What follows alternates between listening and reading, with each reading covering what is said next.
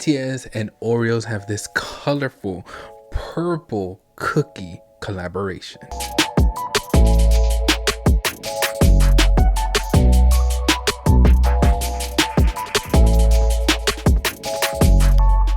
Doesn't that sound fun, guys? Doesn't that sound cool? Doesn't that sound interesting? Oh, curious even for those who don't know and might be shopping at the grocery store and be like, wait, let me try these out. Doesn't all of this sound positive, fun, cute? But no, we can't have even that. Now this also has to be turned into something negative.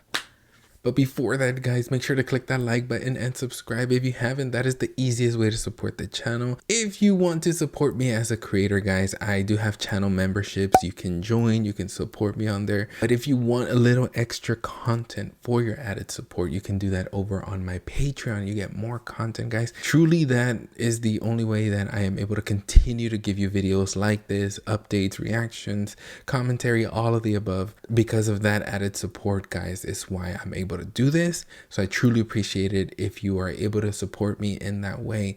Never an obligation, but it is always appreciated, guys. Thank you so much. Let me play you the clip that's got us talking, and rightfully so. Many are upset. The cream is supposed to taste like the South Korean treat called hotok, which is a brown sugar stuffed pancake that some of the band members say they ate as a kid. It does sound good, right? The cookie's wafer is BTS signature color, purple. The wafers are also engraved with one of 13 designs which spell out a message to fans when put together, and that is Death to America, which I think is really strange. No, it's not. Why would you say that? Things could really, someone just now tuned in, Jamie. This clip has been going around online where the majority of us are trying to figure out what was the point of that, and if it's supposed to be a joke, what's the funny part about it? Because I know and I've seen it. People justifying this by saying it's a joke where he's saying that Oreos are unhealthy, not necessarily the guys. Okay, well, first of all, that joke still doesn't land. And second of all, why phrase it that way? Why jump straight to Death to America? Specifically when talking about BTS. 7 Korean men. That's the part people are reacting to. And I already know, we know people online are gonna be like, oh my god, everybody is so sensitive. You guys are too sensitive. Or he probably meant that junk food is bad for you. And listen, maybe that was the intention. Maybe in his head, he thought he was making some edgy joke about processed foods or American junk food or whatever. But intention is only part of the conversation, because BTS is one of those groups where context matters a lot. This isn't the first weird comment that they've gotten in Western media at all. For years, BTS have dealt with jokes connecting them to North Korea, anti-American stereotypes, just flat out xenophobic, racist comments, and distinguishing them as humor. And what's frustrating is that people always act shocked when fans react to it. Like, this is the first time it's happened. It's not.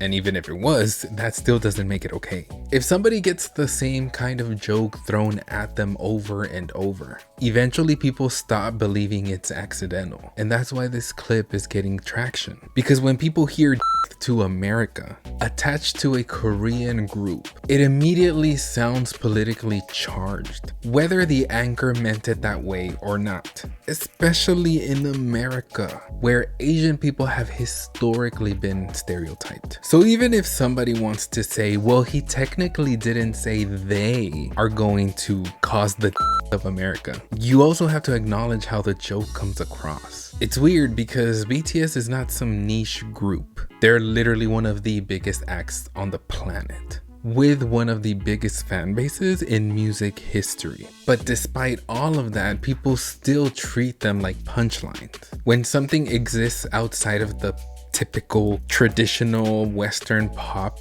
industry machine, it suddenly becomes okay to make fun of it. If the anchor is ignorant and doesn't know the implications of his comment, that could be true. But being unaware doesn't magically erase the impact. And that's why it's important to think before you speak, especially if you're a news anchor, especially if you're going to create a segment around BTS and Oreo. This didn't even need to be a moment on the news, but because they know the impact BTS and ARMY have, they decided to report on it knowing that they would get attention. So you have to be prepared, I would say, as a professional. You should probably know that making random comments like to America connected to a Korean group is maybe not the smartest decision to make. Like, if you needed to say something funny around this, if you needed to make a joke around this, you could joke about the amount of sugar, joke around how some people are gonna buy the Oreos and not even eat them, joke around maybe grocery stores being packed for the simple fact of these Oreos.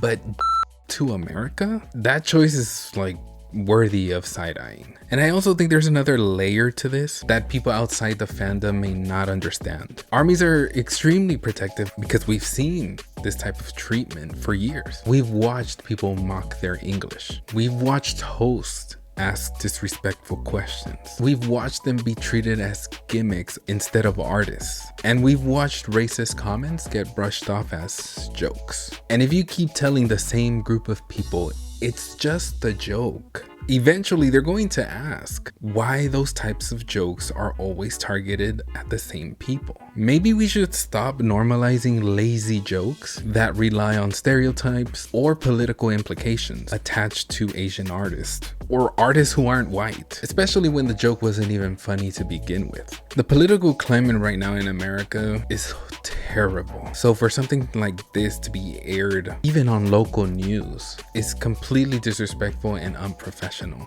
It encourages people to dislike or even hate BTS for simply collaborating with Oreos. That's how important and impactful words can be, especially on local news in Texas. Like, hello? Maybe 10 years ago, comments like this were fine because they would be forgotten about. But today, people record, people rewatch, people replay, people share. That matters. Holding people accountable matters. As of the recording of this video, this anchor has not apologized. The news station has not apologized.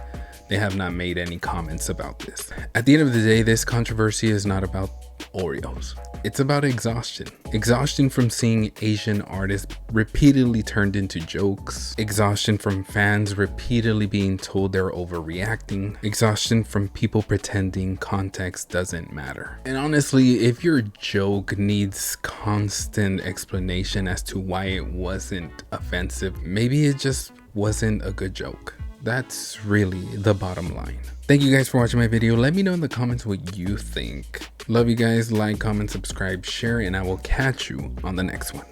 Adios.